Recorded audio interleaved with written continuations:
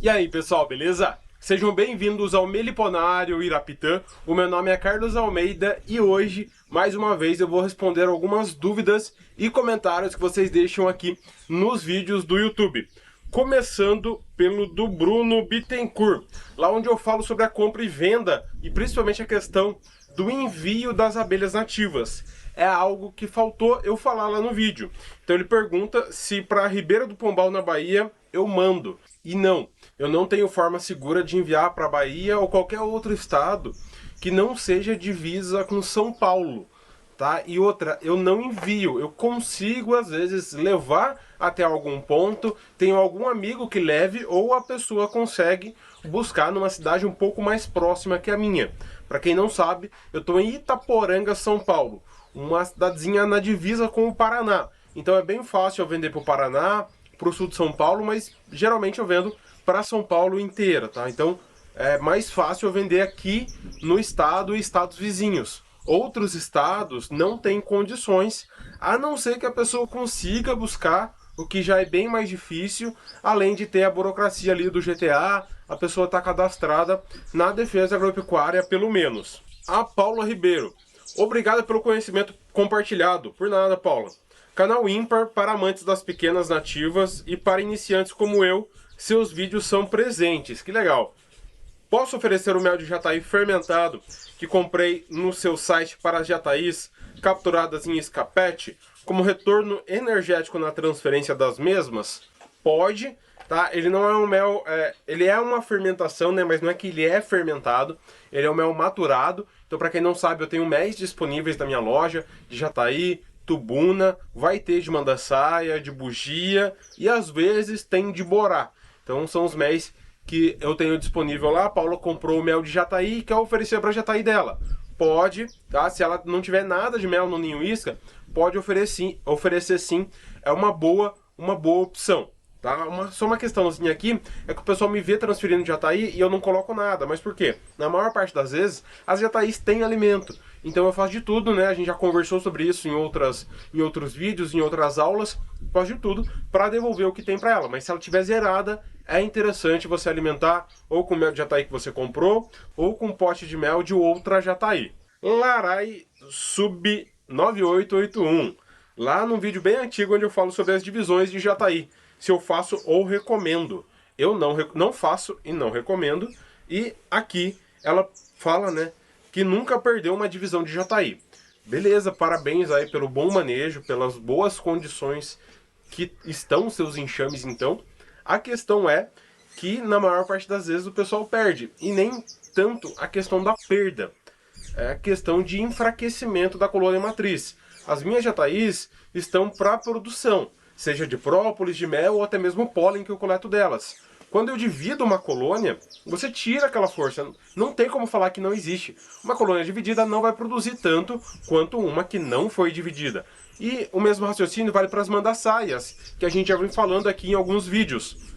Por que eu não coletava mel de mandaçaia? Porque o meu foco era a divisão.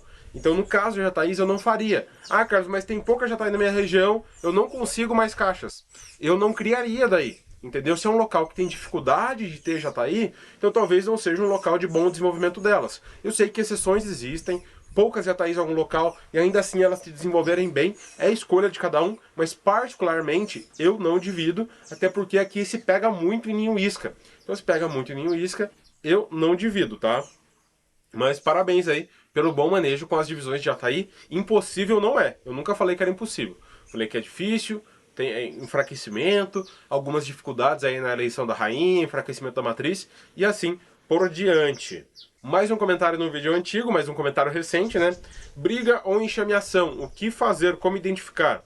O user de alguma coisa, não tem o nome da pessoa.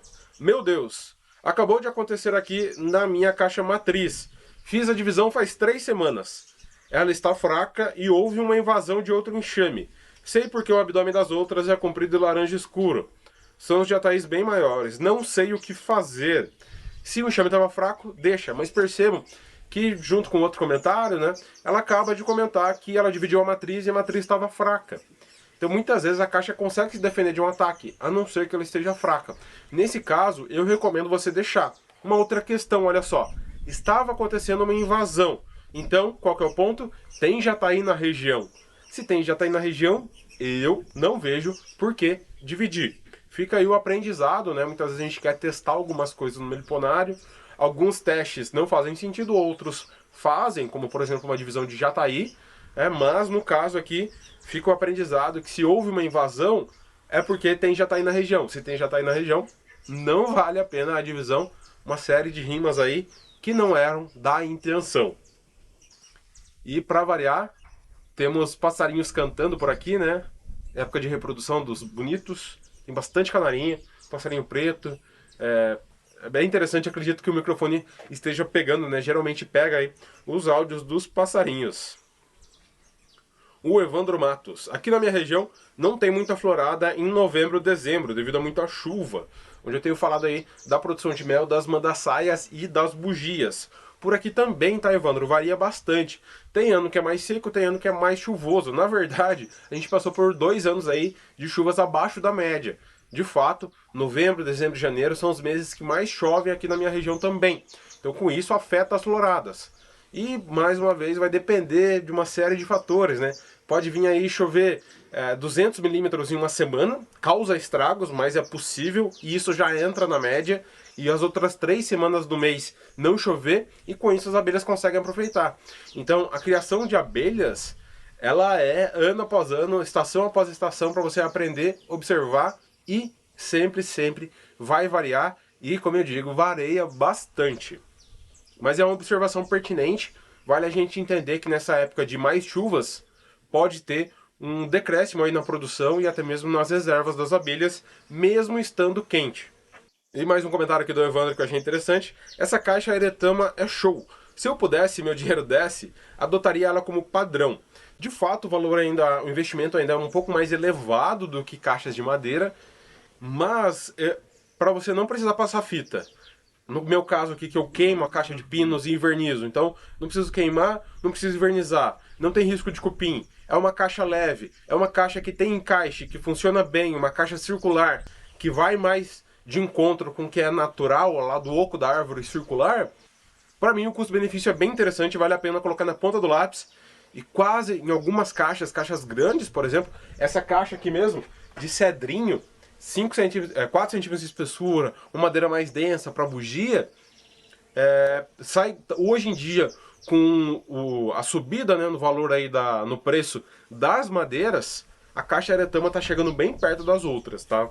O Meliponário São José, um abração pra, que sempre acompanha aqui.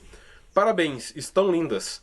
Se as mandaçaias bugias estão assim, imagina as jataís. Realmente eu abri algumas colônias de jataís, até coletei mel já de algumas, e tá aumentando as reservas. E ele pergunta se vai ter vídeo no mato.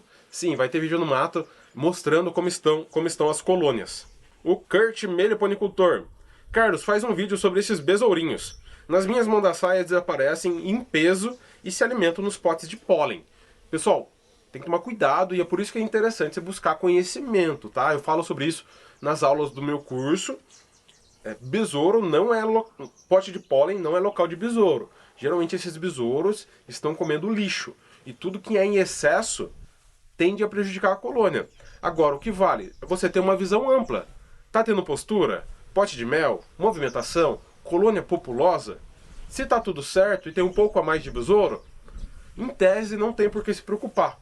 Mas vale ali de uma avaliação para você saber o que está acontecendo, tá? E tem um comentário aqui que eu não vou colocar de quem é, porque talvez eu seja um pouco mais direto, mas não vou ser grosseiro na resposta, né? Mas é algo que vale a pena a gente refletir. Ele me perguntou, o que você achou da caixa Eretama? Pessoal, eu mostrei diversas colônias, diversas colônias na caixa Eretama. Se eu estou utilizando diversas caixas, eu mostro caixa lotada de mel, postura, pólen, boa movimentação. O próprio vídeo fala por si. Não precisaria eu falar e defender a caixa ou coisa do tipo.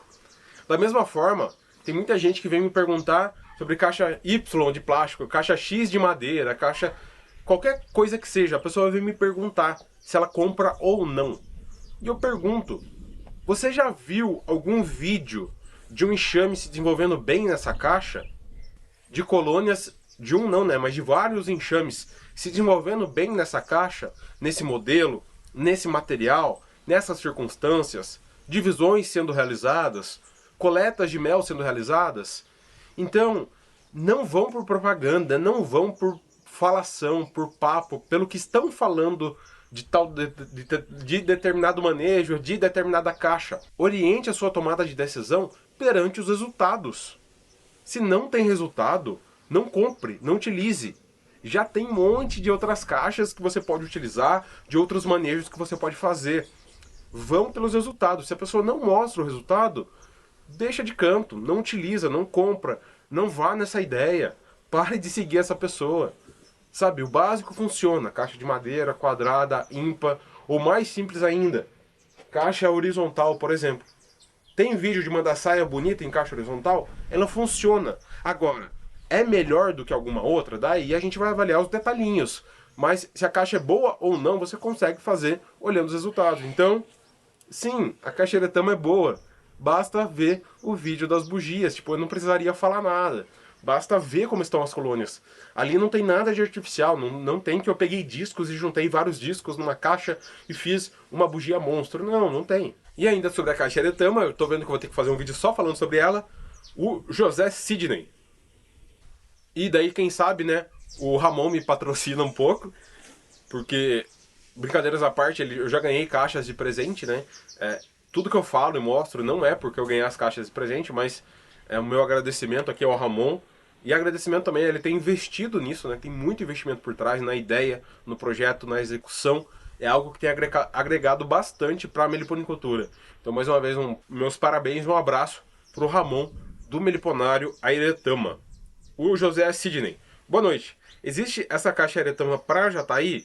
Então, José, a caixa Eretama hoje só tem um modelo que é a 20x20 por 7 ou 7,5 de altura, me falhou a memória agora.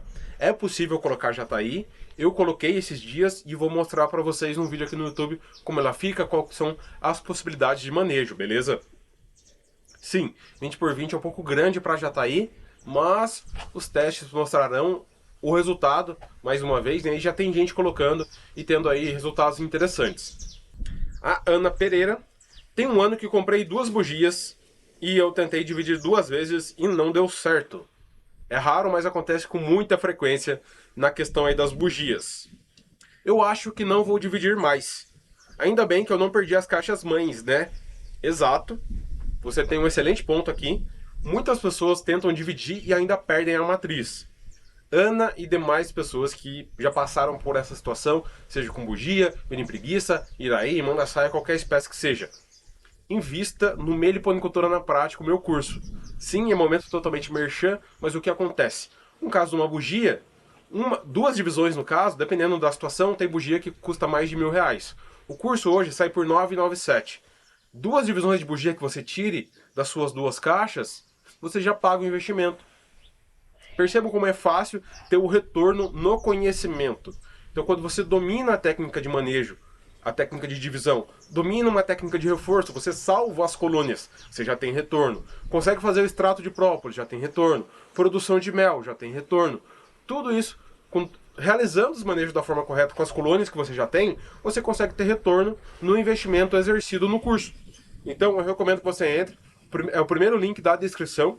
Tá? Tem garantia incondicional de 30 dias. Eu confio no conteúdo. Se você entrou lá, viu que não é pra você, ou acha que não vai ter retorno, é só pedir o dinheiro de volta, beleza? Mas que bom que você não perdeu as matrizes e com elas você ainda consegue aumentar aí o número de colônias, já adiantando que eu recomendo que você adquira mais. Tá? Mas de qualquer forma, com 2, dá pra tirar uma divisãozinha, beleza? O Yuri Mendes coloca a caixa mais pra frente para o lixo não cair. Lá no Shorts, onde eu mostro, bem interessante, você não viu esse short, confira aqui, onde eu mostro a mirim preguiça, mirim droriana, mirim emerina, e no mirim guaçu, tirando o lixo da lambiolhos. O lixo fica na frente da caixa e ela vai lá e ajuda nessa limpeza. A pessoa falou para mim colocar mais à frente. O que acontece é que, esse é lá no meliponário rural, mas aqui no meliponário urbano, aqui no meliponário rural eu faço isso também. O que acontece é que ela tá numa prateleira, numa tábua, né? E ela tá mais no meio da prateleira. Isso serve para a segurança da caixa. Por quê? Tem muitos irresponsáveis em qualquer cidade, infelizmente. Se você é uma dessas pessoas, sinto lhe informar, mas você está errado, é a pessoa que deixa os gatos soltos na casa. Então a pessoa tem o gato dela, ela deixa no quintal, mas esse quintal é possível que o gato saia para outros quintais. E daí defeca no carro dos outros, urina na máquina de lavar, faz bagunça, entra na casa e assusta pessoas. Esses exemplos que eu tô falando, coisas que já aconteceram na casa da minha mãe, que no caso é lá no meliponário urbano. E além disso, esses gatos, eu não tô falando de gato de rua, tá? Que também são um problema, mas daí é uma outra responsabilidade. Tô falando de gato de vizinhos, que tem dono, que tem coleira, que é escovadinho e assim por diante. Esses gatos podem passar ali nas prateleiras, encostarem numa caixa e derrubarem ela, como já fizeram com uma marmelada minha, que estava bem fixa até, que é uma caixa bem maior, bem mais pesada. Então essa lambiolas, ela tá num local que não é fácil do gato subir, mas ainda assim ele pode subir. Se ela estiver muito na beirada, a chance dela cair é muito grande. Então eu deixo ela um pouquinho mais para trás. E com isso tem um acúmulo de lixo ali, não é nada demais, não tem nada de errado, não atrai tanto predador assim, é mais a questão das outras abelhas realizarem a limpeza, é algo bem interessante de ver, mas por precaução devido aos gatos de pessoas irresponsáveis, eu deixo ela mais para trás. Terminamos o vídeo aqui com um puxãozinho de orelha, mas ainda falando sobre o posicionamento das caixas, né? Você tem que pensar nos riscos que as suas caixas correm e tentar se precaver aí para que isso não ocorra. A queda de caixa é algo bem complicado, muitas vezes não é culpa nossa, outras vezes é descuido, outras vezes é aprender aí com o ambiente. Mas é isso, pessoal, ficamos por aqui. Qualquer dúvida deixe nos comentários aqui abaixo. Não deixe de conferir o primeiro link da descrição, entrar e fazer parte do Meliponicultura na prática. Não deixe também de ativar o sininho para receber as notificações. Um abraço e até o próximo vídeo.